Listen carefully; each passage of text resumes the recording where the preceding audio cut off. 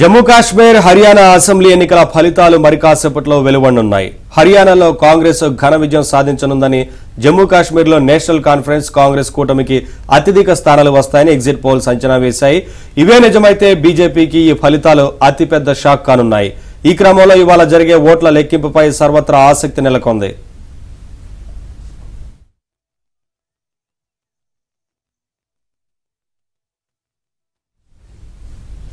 ఇక హర్యానాలో 90 అసెంబ్లీ సీట్లు ఉండగా ఈ నెల 5న జరిగిన పోలింగ్ లో 65.65% ఓటింగ్ నమోదైంది. జమ్మూ కాశ్మీర్లో 90 అసెంబ్లీ స్థానాలకు సెప్టెంబర్ 18, 25, అక్టోబర్ 1 ఇలా 3 దశల్లో పోలింగ్ జరిగింది.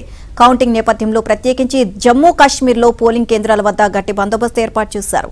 కాగా జమ్మూ కాశ్మీర్లో అత్యధిక స్థానాలు నేషనల్ కాన్ఫరెన్స్ కాంగ్రెస్ కూటమిదేనని, హంగ్ ఖాయమని అంచనాలు వ్యక్తమవుతున్న తరుణంలో ఆ 5 నామినేటెడ్ ఎమ్మెల్యేలు కీలకం కానున్నారు. జమ్మూ కాశ్మీర్ లెఫ్టినెంట్ గవర్నర్ 5 ఎమ్మెల్యేలను అసెంబ్లీకి నామినేట్ చేయనున్నారు. ఫలితంగా సభ్యుల సంఖ్య 95కు చేరనుంది.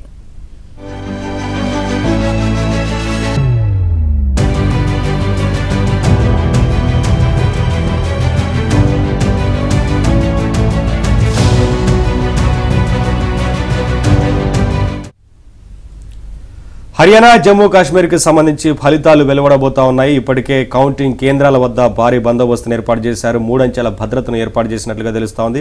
అప్డేట్స్ మా ఢిల్లీ బ్యూరో చీఫ్ కృష్ణ అడిగి తెలుసుకుందాం. కృష్ణ, ఇటు హర్యానా మరొక వైపున జమ్మూ కాశ్మీర్ ఫలితాలకు సంబంధించి అంతా ఆసక్తిగా ఎదురు చూస్తా ఉన్నారు కదా. ఈ కౌంటింగ్ కేంద్రాల వద్ద ఎటువంటి భద్రత ఏర్పాటు చేశారు? ముఖ్యంగా జమ్మూ కాశ్మీర్ కి సంబంధించి ఆయా కేంద్రాల వద్ద ఎలా ఏర్పాట్లు చేశారు? ఏంటి వివరాలు?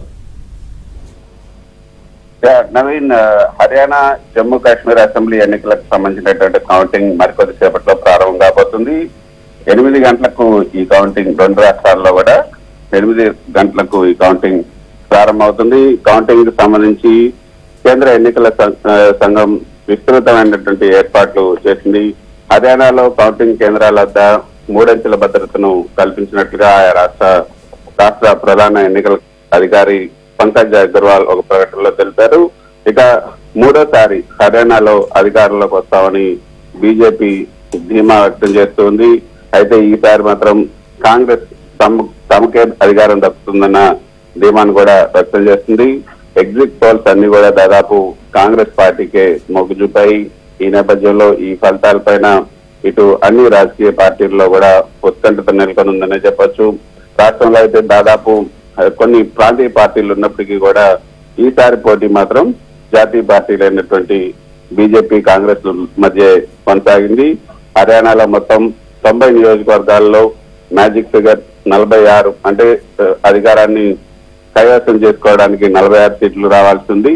ఈ 46 సీట్లు కాంగ్రెస్ పార్టీకి రావటం ఖాయమని కూడా అని దాదాపు ఎగ్జిట్ పోల్స్ అన్ని కూడా స్పష్టం చేశాయి. మొత్తం 90 నియోజకవర్గాల్లో 1031 మంది అభ్యర్థులు పోటీ చేశారు. ఇందులో 464 మంది స్వతంత్రులు ఉన్నారు. 101 మంది మహిళలు కూడా ఉన్నారు.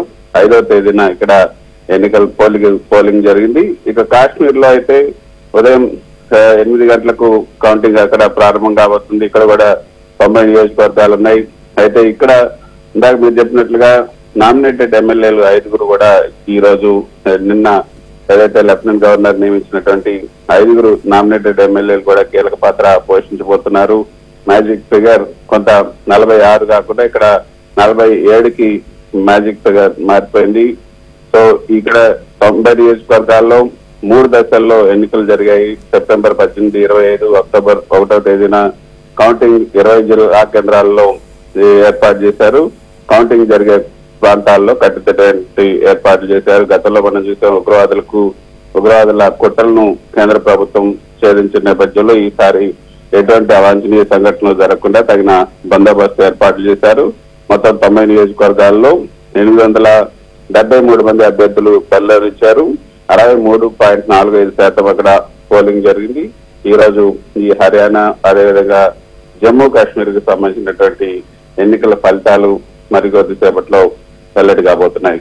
Naveen, thank you Krishna, thanks for the updates.